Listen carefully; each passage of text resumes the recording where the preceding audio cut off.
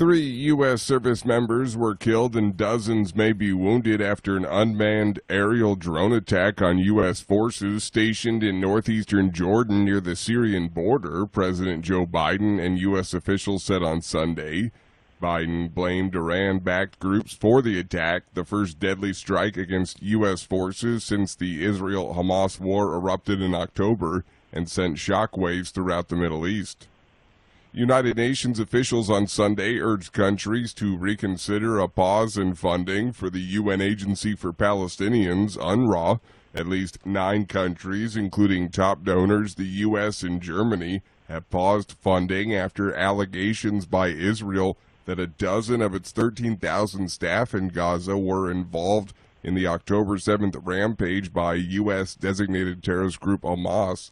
Reuters correspondent Olivia Chan has more. Most of Gaza's 2.3 million people have become reliant on the aid UNRWA provides.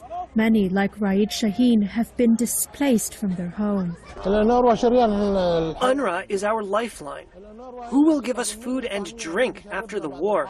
May God help the people. What can I say? UNRWA's role has long been criticized by Israel, which alleges the agency has supported Hamas for years. It's an allegation the agency denies. Reuters correspondent Olivia Chan. Families of hostages held in Gaza hope for progress in a potential agreement under which Israel would pause military operations against Hamas for 2 months in exchange for the release of more than 100 remaining hostages. This is VOA News. North Korean leader Kim Jong-un supervised a submarine-launched cruise missile test on Sunday and inspected the construction of a nuclear submarine, state media reported on Monday.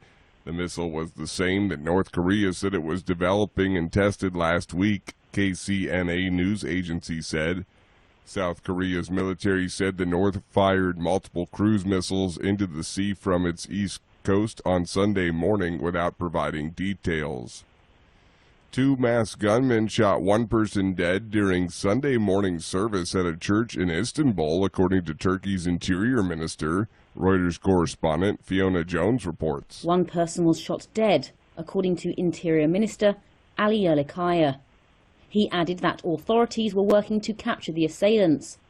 Yerlikaya said the attack, which Ankara condemned, took place around 8:40 GMT at the Italian Santa Maria Catholic Church in the Saria district, and that 1 person, who was targeted by the gunmen, was killed while attending the service.